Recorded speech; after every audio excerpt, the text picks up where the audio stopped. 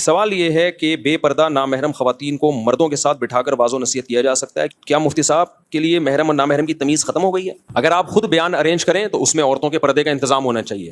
ایک ہے پہلے سے ایک مجلس ہے آلریڈی جیسے یونیورسٹیوں میں ہوتی ہے, وہاں جا کے بیان کرنا, تو پھر اس میں یہ جائز ہے. وجہ اس کی ہے کہ وہ شر کو کم کرنے کے لیے, کیونکہ وہاں میوزیکل پروگرام ہو رہے ہیں اور یہ ساری ملحد پروفیسر ان کے ایمان کو بگاڑ رہے ہیں. تو ایسے میں کوئی اسکالر جاتا ہے تو پھر اس پہ یہ الزام نہیں ہوگا کہ نامحرم عورتوں کو بٹھا کے, بھائی وہ بیٹھی ہوئی پہلے سے ہی ہیں, وہ پہلے سے ہی ان کی گیدرنگ ایسی ہوتی ہے.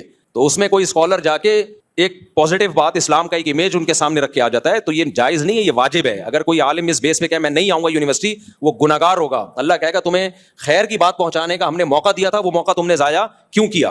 جیسے کسی طوائف خانے میں, یونیورسٹی طوائف خانہ نہیں ہوتی, ایک مثال دے رہا ہوں میں, کہ آپ کو تو یہ برا لگ رہا ہے نا کہ بے پردہ عورتیں بیٹھی ہوئی ہیں.